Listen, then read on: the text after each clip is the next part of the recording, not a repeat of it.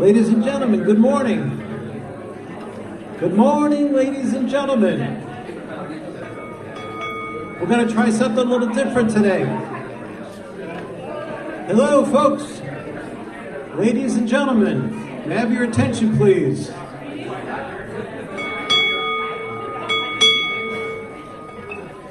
Good morning, everybody. We're going to try something a little different today. As some of you are aware, on November 11th, Music on Malthus returns. A long-awaited return of Music on Malthus, and Rupert Waits is going to be performing. So, for the next 5 minutes, let's listen to some Rupert Waits. Hang on.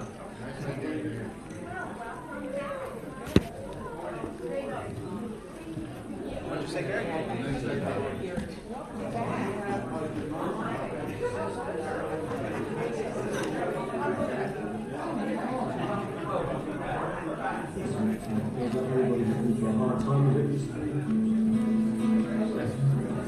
Come out the other side, and the sun is shining. Otherwise, the imagination is good.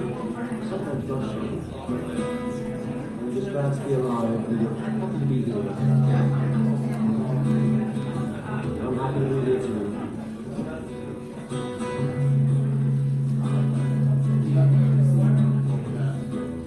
Maybe made of the rain shine. Maybe sorrow and sweet hearted wine. Now that's where we are.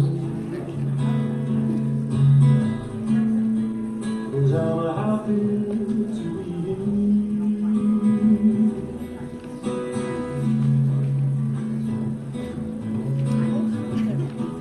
The people come and go, like a changing weather. And even though I know that nothing lasts forever, I don't care no more. I'm so happy to be here.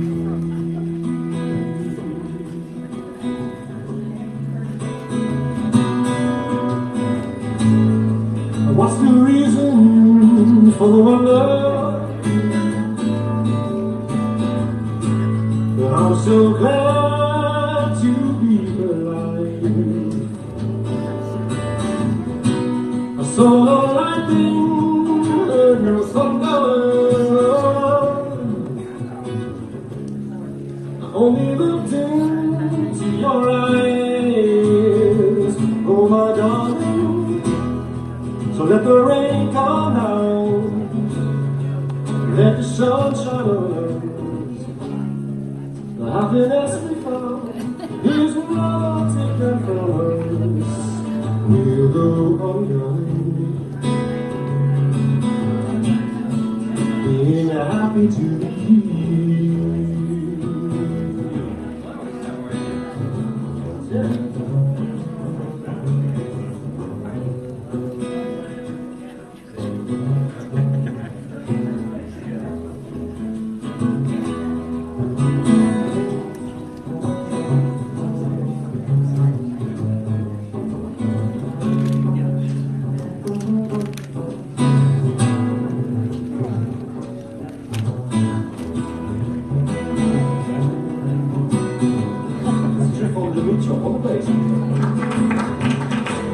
maybe right or wrong, make a rain or shine, maybe short or long, like sweet red wine.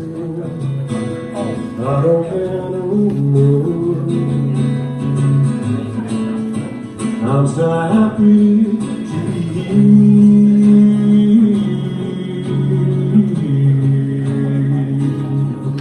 I don't care no more.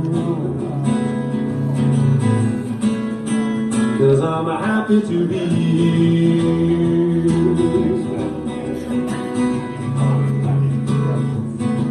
I'm happy to be here with you.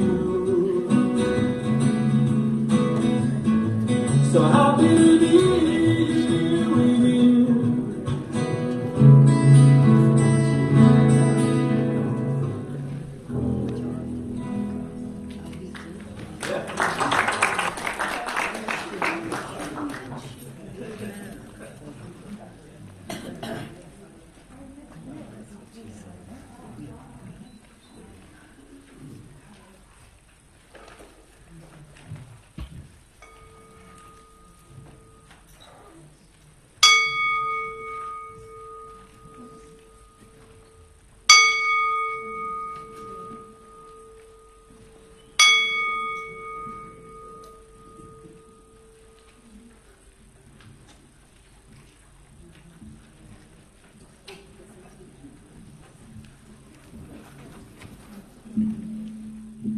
Join me in lighting the chalice. The words are in your order of service.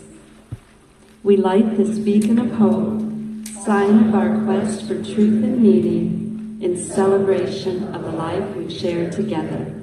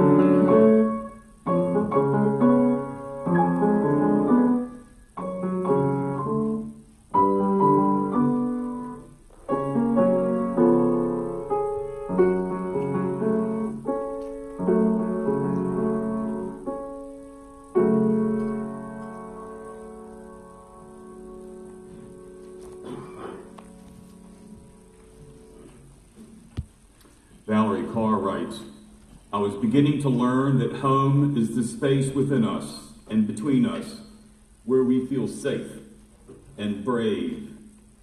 It is not a physical space. It is as much a field of being. Welcome home, all of you, to each soul and each wanderer who has made your way into this place, whether for the first time or for the 10th year. You are welcome here, and you will find that this is indeed a safe space for your field of being. In a moment, I'm going to ask those of you who are guests and visitors, if you would please and be willing to stand where you are and give us your name and tell us where you're from and where you live, because more than likely somebody else is from there, lives there too, and we build a fellowship together in exactly that way. There's a number of announcements that I want to begin to make right now. There's a real good chance that I'm going to forget some of them. So some of you need to tend to me up here as I make sure that I make all the announcements. You see that Saturday, November the 11th at 7 o'clock, Rupert Waits, who you just saw play, will be in concert here, and I want you to see what he was like and how you might be able to be a part of that particular concert that's coming up at 7 o'clock, Saturday, November the 11th. Today is also the last day, almost sounds like Armageddon, doesn't it? It's the last day to sign up for the Welcome Back dinner. There are sign-up sheets in the vestibule, $20, I think, at the door when you come. So if you would please make sure that you sign up for that. I think I've covered that one. Today, Ann Harrison and I are beginning another of our 3-part classes on the path to belonging. We meet today, the 22nd and 29th. Ann and I are already scheduling our next session in, I think, Ann, December, January? January? Okay. So keep an ear out for that, those of you that would like to be a part of that in the next session. Our theme this month is heritage. You see that I will be speaking on the 22nd. My theme will be on the heritage of our water as we celebrate our water ceremony together. Ray Tyler, my first cousin, will be with us on Sunday talking about what it's like to grow up liberal in the South. I can't wait to hear what he has to say about that, quite frankly. Small group dinners are still going around, round 3, round 4. Take the time to read through that announcements. The trunk or treat has been canceled, so that's a disappointment, but maybe next year. We'll see. We got some stuff to learn about that. And I think I've already mentioned the congregational dinner. I think that's all the announcements I need to make. Oh, yes, if you would, please. Thank you, Kathy. Absolutely.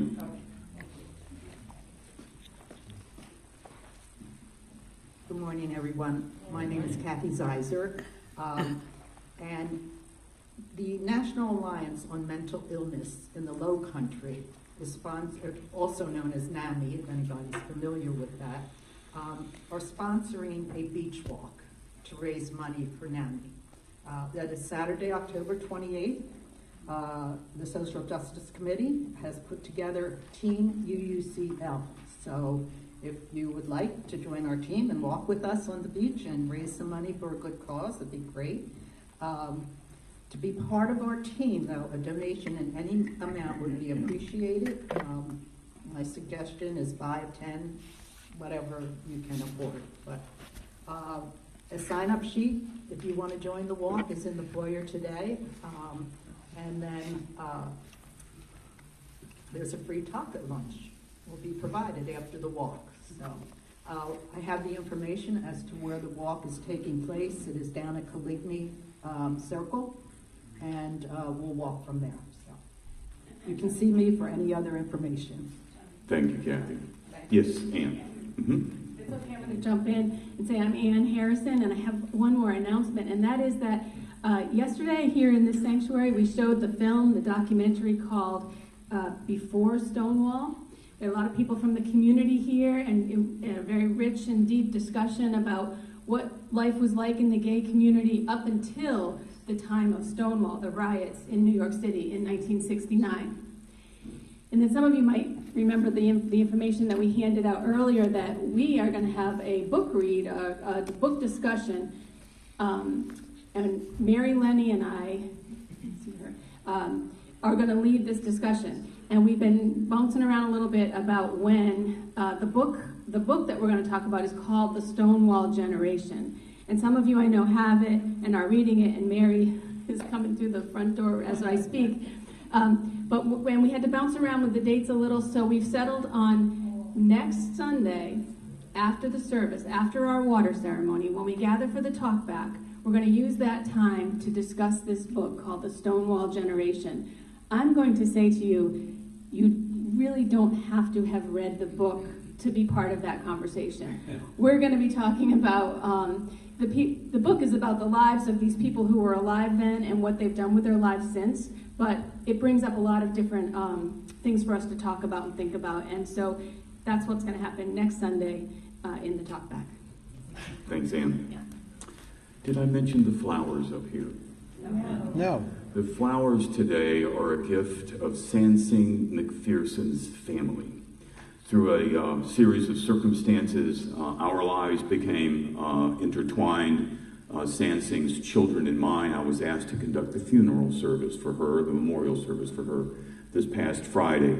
And as a thank you for that, Cindy, Sansing's daughter, brought the flowers by. Just wanted them to be here. So that's due to this family's love and care and compassion for the Unitarian Universalist congregation of the Low Country. And they're so thankful for our being able to be a support to them in these times. There is a gentleman in this room right now who I love very much. Pat Jobe is a dear brother and a dear friend, and I count him to be, thank you, Pat's on my side too. I count him to be a sweet soulmate in this journey that we have together. And I'm pleased and thrilled to have him come up here. Before he does, I have forgotten the guests. Are there any first-time guests or visitors in the room that would like to raise their hand and just stand and tell us where you're from? Yes, ma'am, if you would, please. Hi, my name is Karen Hyman. I live in Sun City, and I've been there for a long time. Welcome. Others. Yes, ma'am, in the back, please. My name is Cynthia, and I just moved here. Welcome. You have already found home, just so you know. Other guests or visitors for the first or second time. Those of you that are new here, thank you so much for taking the chance to walk through these doors. I think you will find here a compassionate and caring family that you might be able to make your own and find your own home here. A moment ago, I was bragging on Pat Jobe. I want to come back to that and welcome him up to the pulpit. He is my dearest friend, and I'm thankful that he is here. Pat, if you would, please.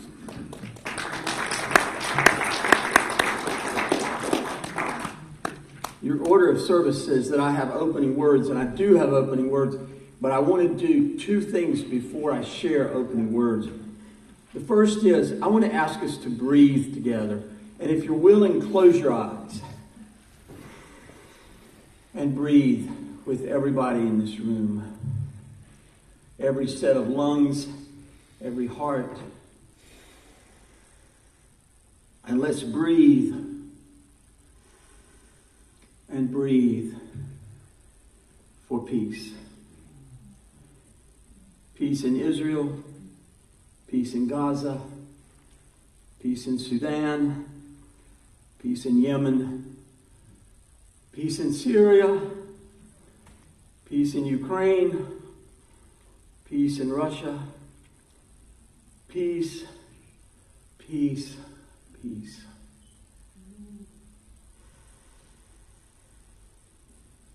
In every holy name we know, we breathe together.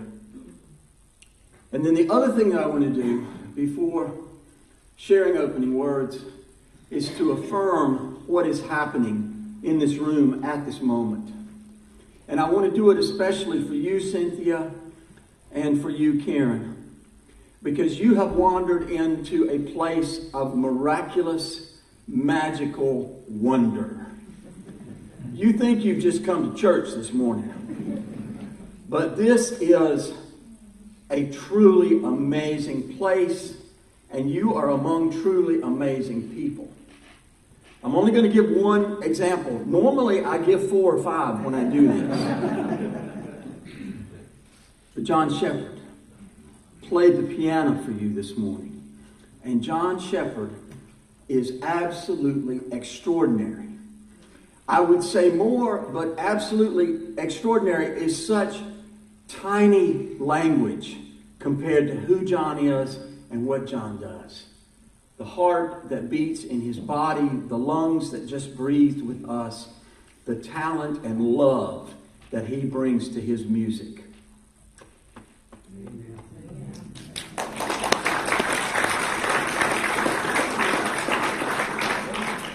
Our opening words are from Kinky Friedman. Some of you know Kinky Friedman, some of you just like his name. Kinky ran for governor of Texas in 2005. His campaign motto was, "How hard can it be?" He is a country music singer and a writer of mystery books and a team captain of a dog sanctuary in Texas. And he wrote these words: "Money can buy a fine dog, but only love can make him wag his tail."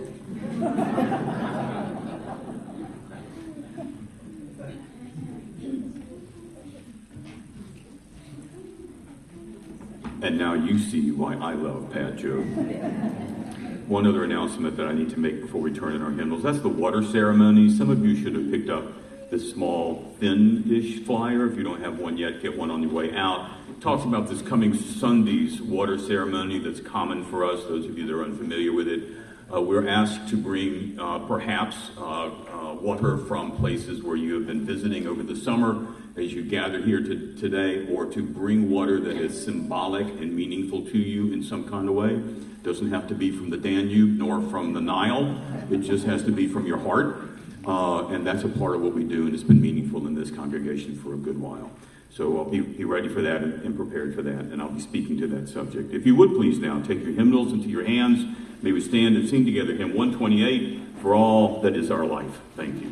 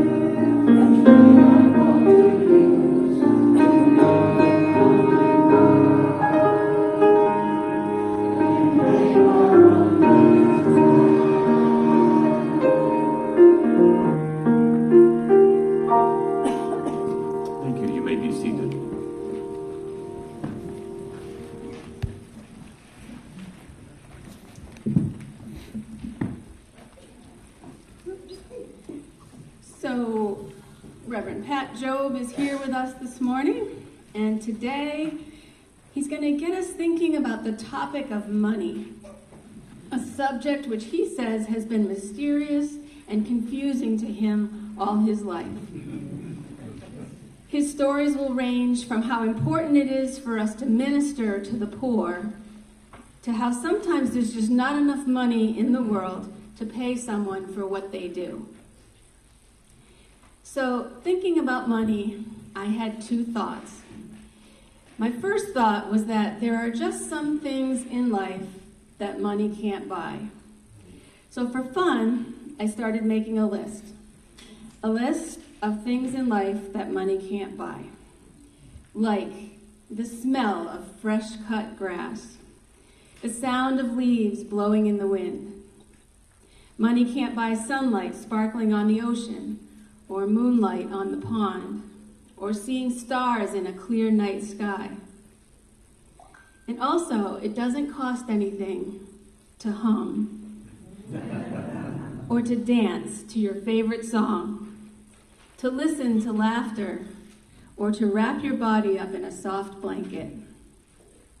And no amount of money can buy true love, or real friends, the ones who are there when you need them. You can't buy integrity, kindness, or compassion, or courage.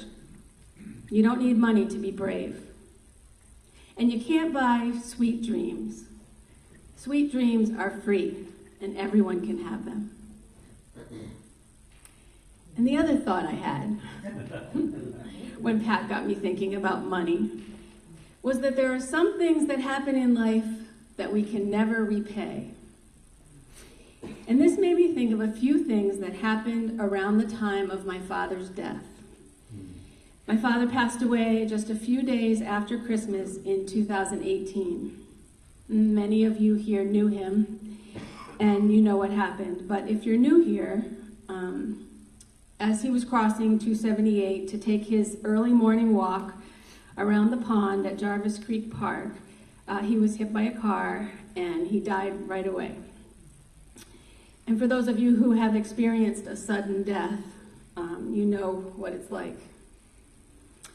So the night before my father's memorial service, my family decided that it might be easier if we all went out to dinner rather than try to prepare something at home. And besides the immediate family, we had other family who had traveled in from out of town. I think there was about 16 of us. And we went to a small local restaurant so that we could all eat together. And when we got seated, my sister Ellen noticed a man that she works with sitting on the other side of the room having dinner with his wife. So Ellen went over to say hello to him, and he followed her back to our table so that he could meet us and he could express his sympathy. His name was Jack. And when we finished eating and we went to pay the bill, the server told us that all of our meals had been paid for, including the tip, by a man named Jack. When we looked over to Jack's table, he and his wife had already gone. So some weeks later, when I connected with Jack, I told him that I would like to repay him, and he wouldn't hear of it. He said, in my family, when someone dies, this is what we do. And then, the night after the memorial service, we had even more people to feed. Besides family, there were quite a few friends who had traveled far, who at the end of the day were all going to need a meal. And at the time, I was working at the Cypress, which is a retirement community here in Hilton Head, if you don't know. And I got a call from the executive director asking me to come to her office. And when I got there, the chef from the kitchen was there. And they told me that they had decided that what they wanted to do was provide all the food for the day of my dad's service. And that's what they did. They catered a meal for about 30 or 40 of us right here in this room. People set up all the tables and chairs, and the Cypress brought an amazing amount of food. And I don't even know how much it all cost, but it was a gift, and it is one that I can never repay. And I'll end by just sharing with you one more story, one that means so much to me, and one that I will never forget. It was the morning of the accident. Ellen, my sister, and David, who you all know, our office administrator, who's my brother-in-law, and I were all called to the scene. And at some point, we knew that the next thing that we had to do was we had to go back to the house so that we could tell my mother. I can't really look at my sister while I tell the story, but I have to say, I don't remember at all the ride over to Marshside where they lived, but what will stay with me for always is that when we got to the house, Pat Jobe and Charlie Tyler were there. To this day, I don't even know how they knew. It had literally just happened, and I don't have a single memory of anything they said. I just know that it was the Saturday after Christmas, and there were lots of other places that they could have been that morning. But they came to my family, and they stayed with us, and they stayed until they knew that we were going to be all right. So today, when Pat says that sometimes there's just not enough money in the world to pay someone for what they do, I know exactly what he means. And that is our time for all ages, and I'll turn it back over to the worshipers, to Kim. As you all know, we collect food for the Sandalwood Food Pantry and the Bluffton Self-Help Pantry as well. I'd like to continue with Skip's request to overload the table back there with goodies and non-perishable food items for those pantries, and to break the legs, as he said, he'll buy us a new table. And speaking of money, this is a time that we will pass the baskets. Karen and Cynthia, please let the baskets pass, as your presence here is our gift. So in order to keep these walls open, doing the good works that we do here and outside of the congregation, I will pass the baskets now.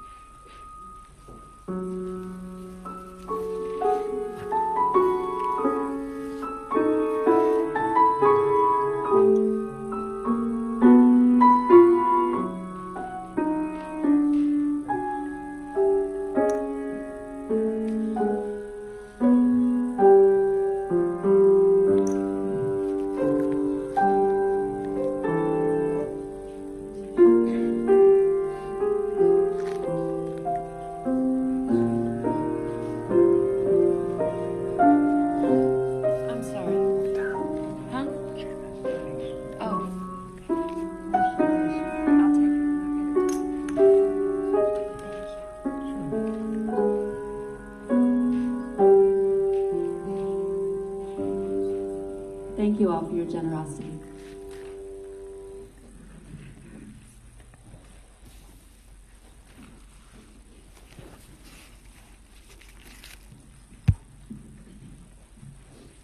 Good morning.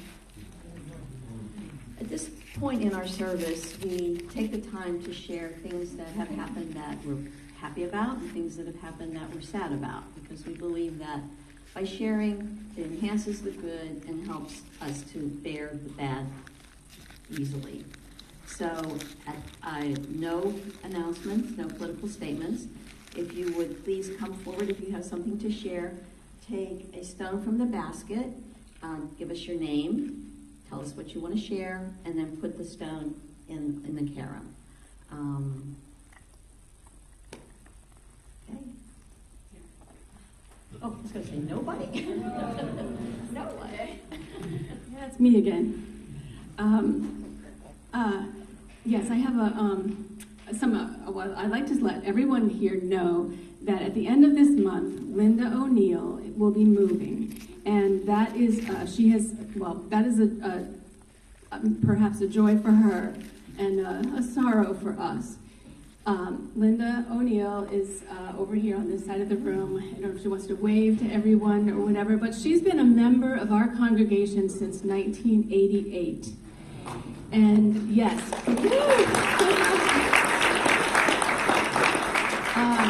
she's moving out to California to be close to her sister and her son. And in conversation with someone, we overheard her checking to see if her pledge was currently paid. Just making sure, wrapping it all up. But we're going to miss her. She's been an active member of this congregation, and I know she knows this is the right thing to do, but I know she's also going to miss us a lot. Her mother lived to be 106, and her father lived to be 102. So we believe that Linda has a lot of years left, and we wish you all the best in your journey to the West Coast. Yeah.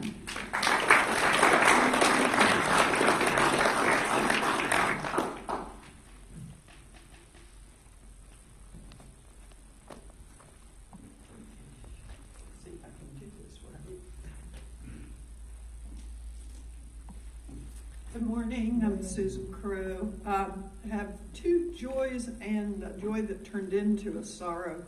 I'm just back from 5 days in Memphis where I attended my 50-year high school reunion. It was kind of special because it was a brand new school and we were the first class ever to graduate. So it was such a huge joy seeing all those classmates. Some of my friends that are still my closest friends in the world were there. A friend picked me up at the airport, my oldest, dearest friend, and I noticed something seemed a little off with her, but we had a lovely day together. She actually went to a different school and wasn't in my class, so I didn't see her again the rest of the 5 days. But just as I was about to head back to the airport to come home, I found out that she has been diagnosed with dementia. So after this huge high of seeing all these high school friends, I had this horrible low of my oldest friend, and it just kind of shows you the way joy and sorrow are always balancing in our lives. But my other great joy is my granddaughter is turning 1 and just started walking, and I will go to her birthday party next week.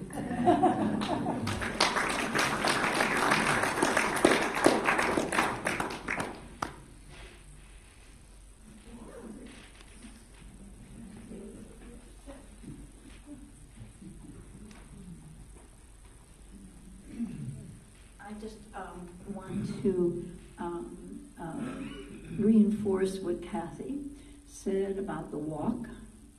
And I can't remember, Brian, maybe he has a better memory sometimes than I do. And when we first came to church, the program said the March for Mental Illness and so forth and so on. And it was here in Bluffton. I went there, we had at least 150, 180 people. The mayor was there. It was on the bluff. And we walked, and then they had a big thing afterwards. And I think throughout the state, they raised like $45,000. And I saw that in our program about the walk. And that's why I went, because there were a couple of young 18-year-olds who couldn't take the pressure at Georgia Tech, so they committed suicide. And I thought to myself, well, we got to do a lot more for these young people because it's a big loss. So, yes, Kathy, I'll be there.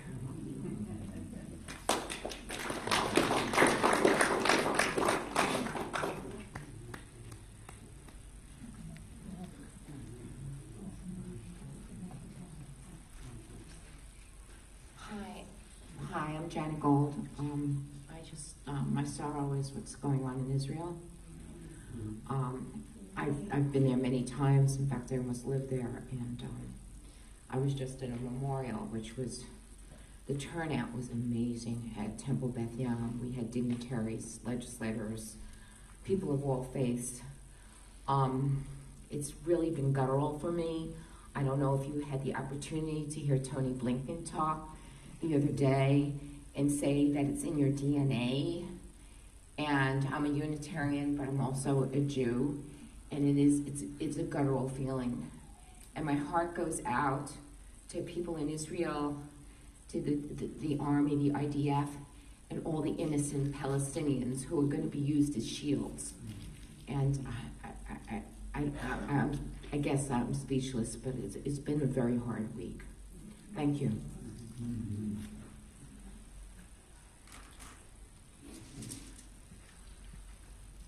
She took the words out of my mouth. I don't have much to add, except I am also a Junitarian, as I call myself. It's also been a very hard week for me, and I placed 2 stones in the cairn for all the innocent people that are going to be lost in the next weeks, months, whatever. And it breaks my heart. Ed and I were in Israel about 4 years ago, and so it hits very close to home in my heart.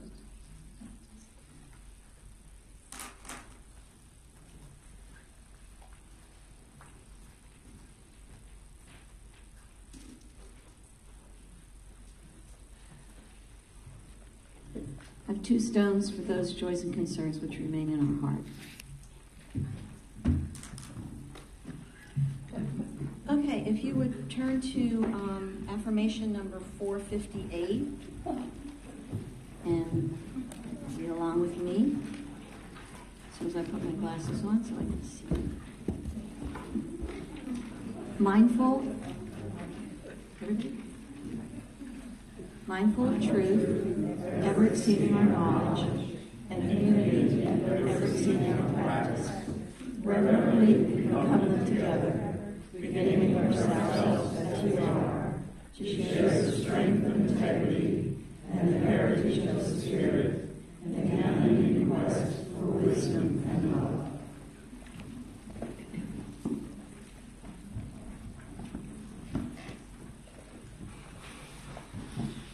Keep breathing, y'all. Let me ask you a hard question. Is it possible to be part of this congregation and not make a regular financial contribution? I'm not looking for answers from the floor. Yes, it is possible.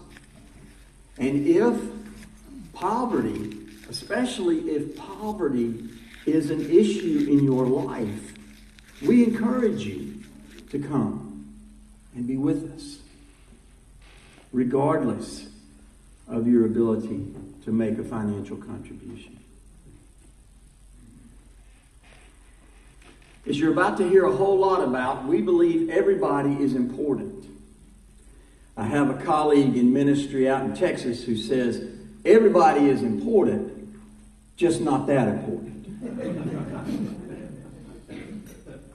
It's a joke. And thank you for laughing. Everybody in the world is important, worthy of the air you breathe and the food you eat and the water you drink. All are created equal and endowed by their Creator with certain inalienable rights. Among these are life, liberty, and the pursuit of happiness. Thomas Jefferson wrote those words, and we claim him as a Unitarian. If you know much about him, you know he wasn't much of a Unitarian, but we still claim him. Let's acknowledge that in our very materialistic culture, it is hard, difficult, challenging to belong to a congregation like this and not pay a portion of the money that it costs to keep this place running. I think we just heard a few minutes ago, to keep the doors open. But I know from personal experience, I have done it. I have gone through hard times financially. I've gone broke in business 3 times. You'd think the first two would have broken me, but they didn't. I had to try one more time. I've had to beg my mortgage company to let me skip payments. I have had my phone ring because creditors want their money. It is humiliating and embarrassing and awful. But let me tell you what I also did during those hard times. I walked into a UU church and I let people love me.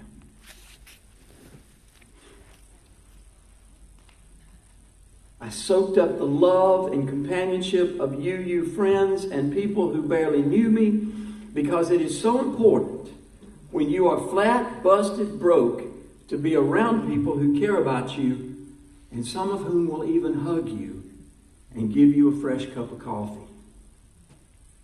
So yes, come here and belong here, and let us love you until you can get back on your feet.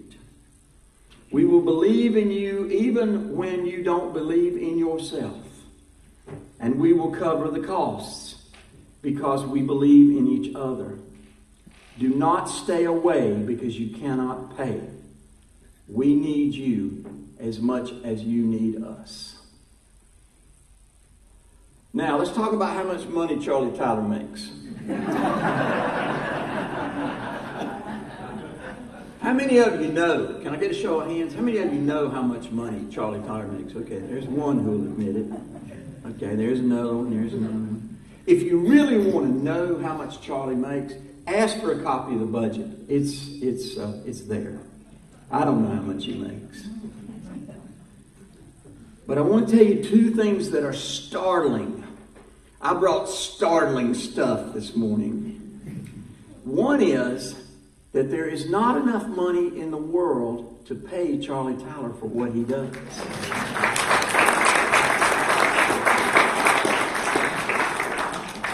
You just heard a story from Ann Harrison that illustrates it. I often listen to Ann and think, why am I getting up there? Despite the fact, the irrefutable fact that Charlie Tyler gets paid to come over here, and we adore him for doing that, we do not pay him enough, because you cannot pay somebody to do what he does. Let me tell you a story. When I served the UU congregation in Greenville, a delightful couple had invited my son, Luke, who just got married this summer, to come to a concert and a picnic. While we were at the picnic, my cell phone rang. And I think the invention of the cell phone is probably one of the worst things that's happened to ministers in history. I answered my cell phone, and Martha Barron, who could be a cranky old bird, Martha said, "My daughter has just died, and I'm wondering if you could come by the house." There is not enough money in the world to pay somebody to take that telephone call. We spoke briefly, and Luke and I left the picnic. We didn't make it to the concert, and we went to visit with Martha and the rest of her family. Some of the wealthiest people I know have said to me, "You could not pay me to do what you do." Let that sink in for just a moment. You could not pay me to do what you do. The second thing I want to startle you with, and it's probably not startling, is that Charlie Tyler loves this work. He loves all of you, and he loves that he gets paid. I don't know how much, but he gets paid. What is this thing about money? Some people make more than others. Some people accumulate more than others. I promised in the promo for this service to tell church horror stories. There are so many. One of my favorite has to do with a woman who confronted her minister because he didn't always get out by noon. She said, "You know we expect to get out by noon." And he said, "Well, sometimes the Spirit leads me and I just have to go on a little longer." She said, "You know that $25,000 I give to the church?" And he said, "Yes, ma'am." She said, "Let's get out by noon." I know a fairly well-to-do woman, well-to-do being code for rich, who stopped supporting her congregation because she learned of some financial mismanagement. She said, I can't support that. The minister was not skimming off the collection plate, but the woman learned that someone had overcommitted the congregation to some good cause, excuse me, and now they were struggling to meet their other commitments.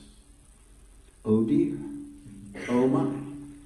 The woman who stopped giving was confronted by the other members of the congregation. How can you stop giving? One of them said, just pledge $5. Pledge something. She said, I don't like the way they're handling our money. And that was it. We don't like to think about this kind of controversy. Some of you may even be nervous right this second to hear me talking about money at all. We don't like to think about it or talk about it, except during the pledge drive.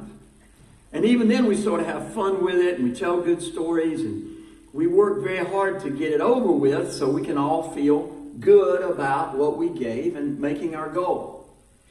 Congratulations to this congregation. Last year you made your goal. You had to lower it, but you made your goal. Now see, that's funny and we can laugh with it and have fun with it. But let me ask you some questions. Does it ever embarrass you to think how much more we could pay our staff? Does it ever embarrass you to think that you could give a little more and you don't? Do you ever think about how much more you could give to this congregation, even though you know you already are giving more than most of the other members? I've got to tell you this story on Gordon Stamler. He's not here, but he's watching at home. I told Gordon, I said, I have pledged the UU congregation of the Low Country. I'm going to start making a monthly gift because things are going well for me. And he said, well, Pat, I know that $8,000 is probably a little bit of a strain for you, but I really appreciate your pledging $8,000. At the time, I was driving a car that I had paid $3,000 for 5 years ago.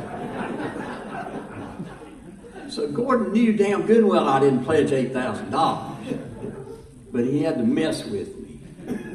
Those of you who know Gordon know that he loves to mess with people. Before I get to the main reason I want to talk about all this, I want to tell you another funny story. Funny stories help us get through talking about something as deadly serious as money. A group of former church members showed up at our house to play cards and eat food.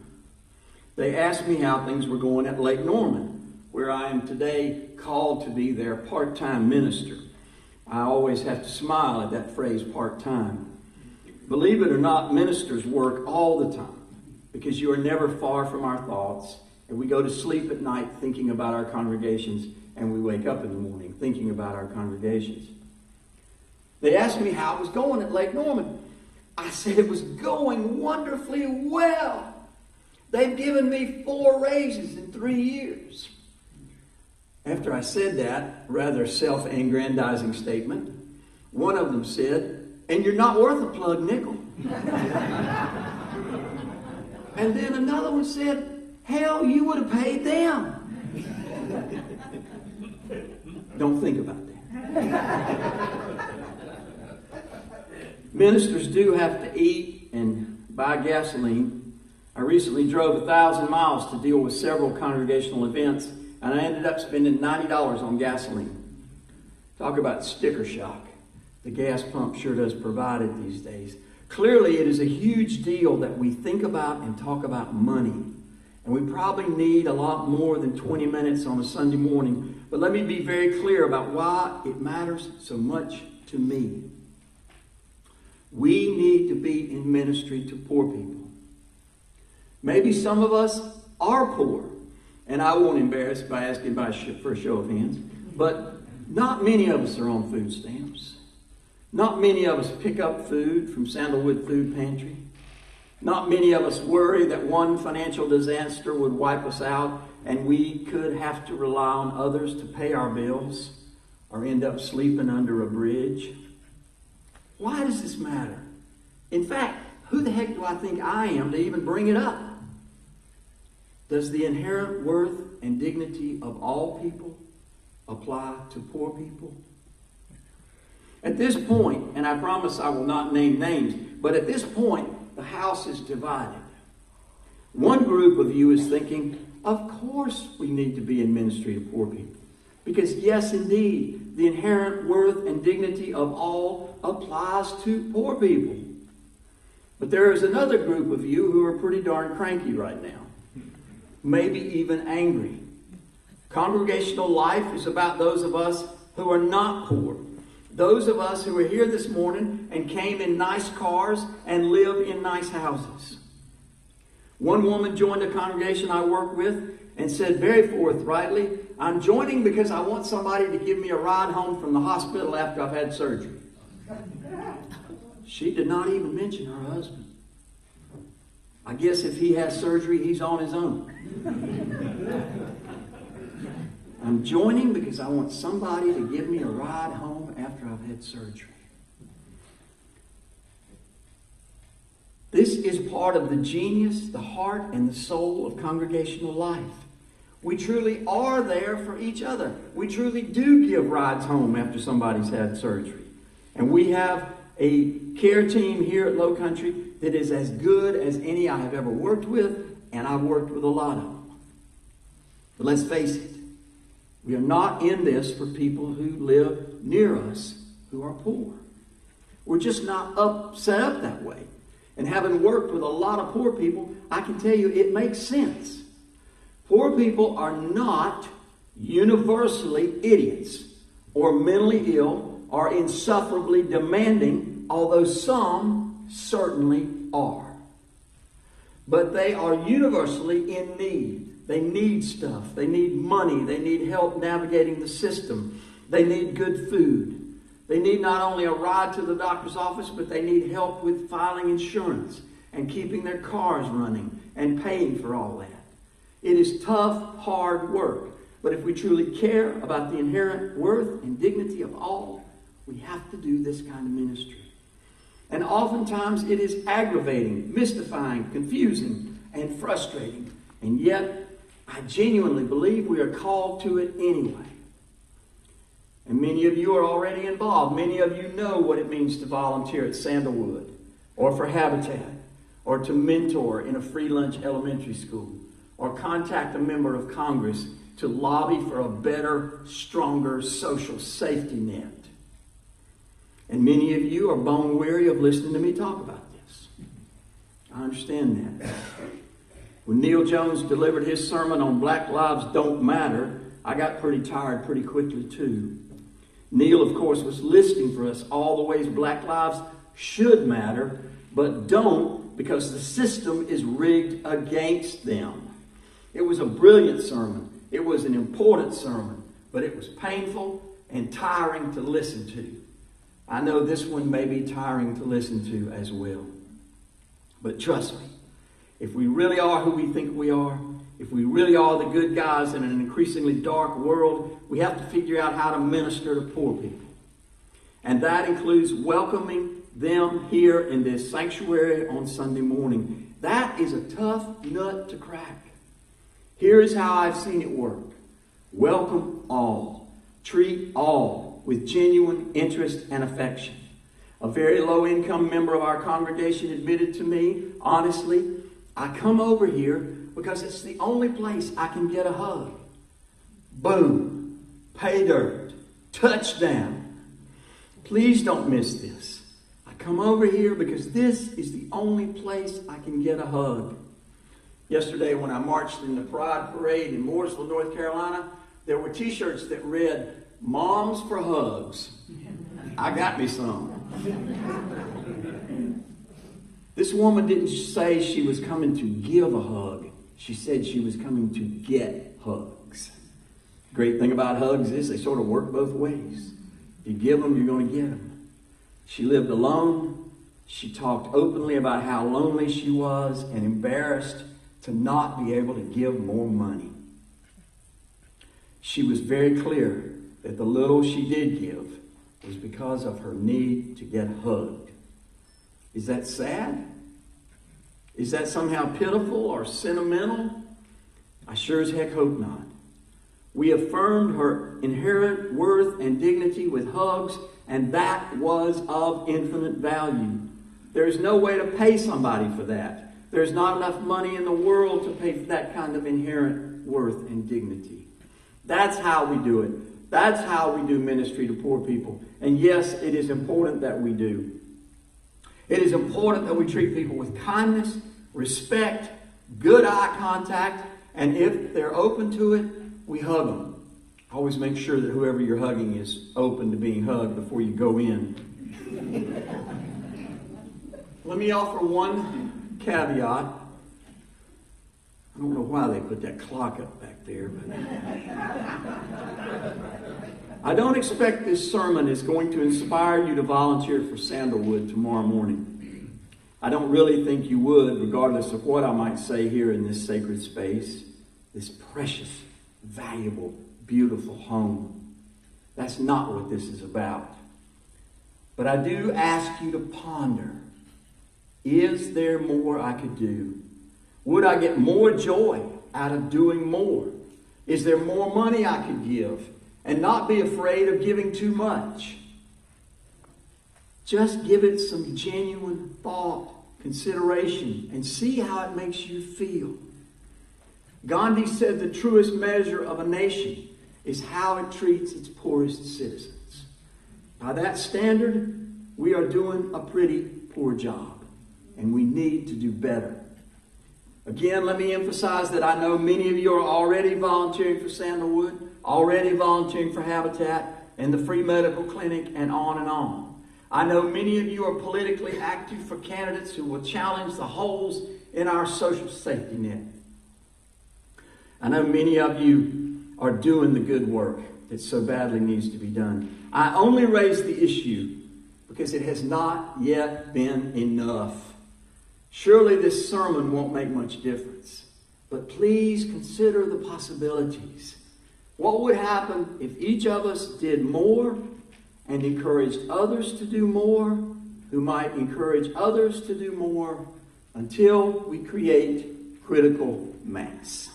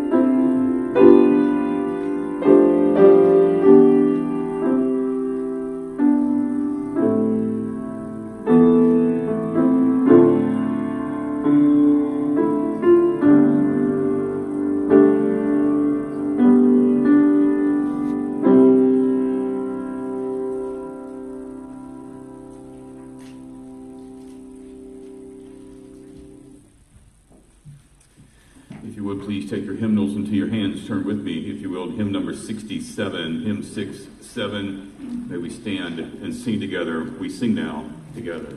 We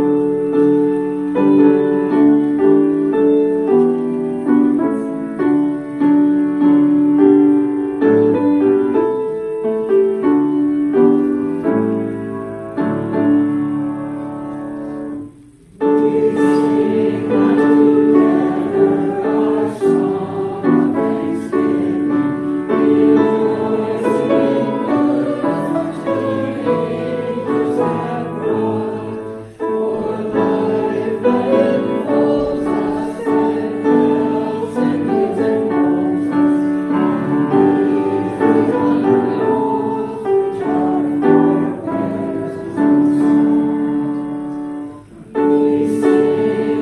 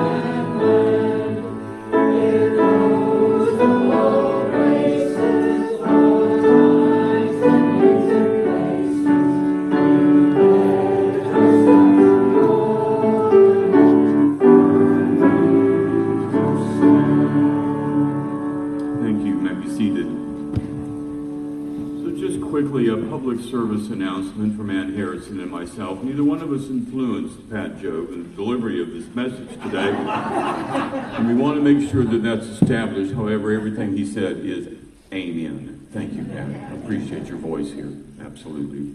I received a message from Lynn Nordenberg during our service. She asked to let you know that she's going to need help for setting up for the congregational dinner this coming weekend. So if you would look at your schedules and see if you can carve out some time with Pat Jobe just nibbling at your ear just a little bit about whether you can make that time. Pat, always, dear friend, to have you here and to be a part of a circle of ministers that are a part of this. Some of you who are new here, you do not know this, but we have several rotating ministers that move through from week to week to week. And we always like to brag on that, because if you don't like the message next week, it'll be different.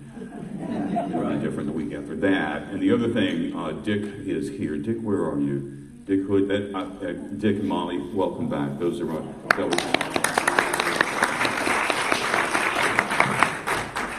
Dick is one of the cornerstones here. He and Molly, I told them today that they were now my main man and main woman.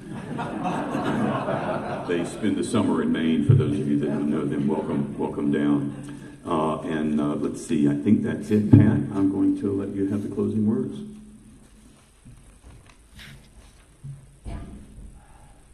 Our closing words come from a horrible human being, John D. Rockefeller. He was once asked, "How much money is enough?" He said, "Just a little bit more."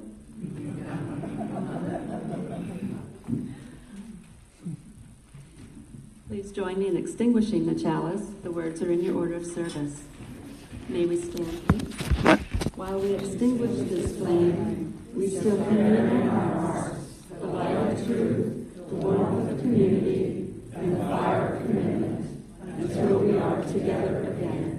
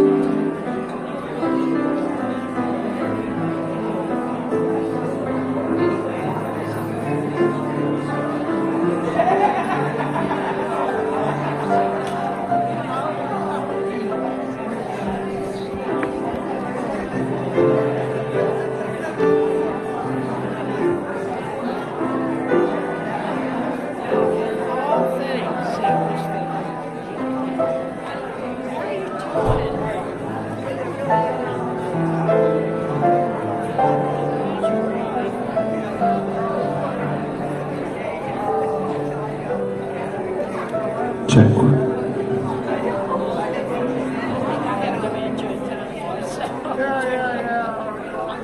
Check, 1, 2. Check, check, check.